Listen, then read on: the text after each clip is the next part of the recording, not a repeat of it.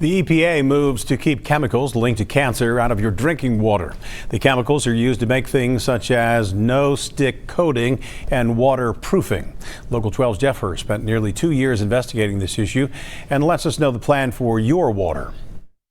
Americans count on EPA to protect them from harmful pollution. Was it a dramatic announcement about potentially dangerous substances or just more of the same?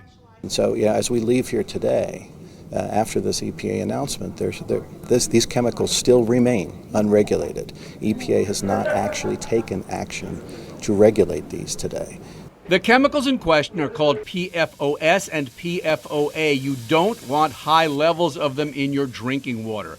High levels of PFOA were dumped into the Ohio River for years from a DuPont chemical plant in Parkersburg, West Virginia, and ended up in nearby drinking water supplies.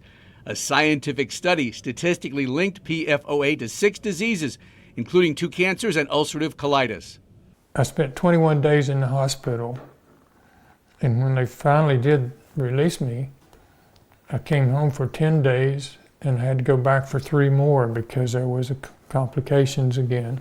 The EPA today announced what it called both a short-term and long-term action plan, helping localities clean up and potentially setting maximum PF chemical levels for water. In the recent years, we've found more PFAS in the environment. We found it in communities, in their drinking water systems, and it's not widespread across the country, but where it is found, it is a very important and impactful problem for these communities.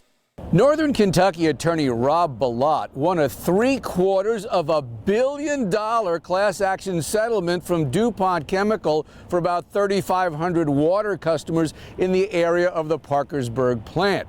Bilott says it's good that the EPA is starting to do what they're doing now, but he says it should have been done a long time ago. It shouldn't take 20, 30 years to regulate and set drinking water standards for a chemical in this country. In the United States, that should not be the way things happen.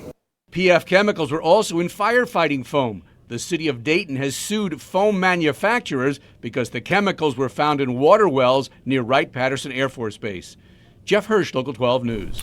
It's important to note both Cincinnati and Northern Kentucky Waterworks say there are no detectable PF chemicals in local drinking water. However, a scientific study found elevated levels of PFOA in a test group of Northern Kentucky girls about a decade ago. The Waterworks there has since installed a more advanced filtration system.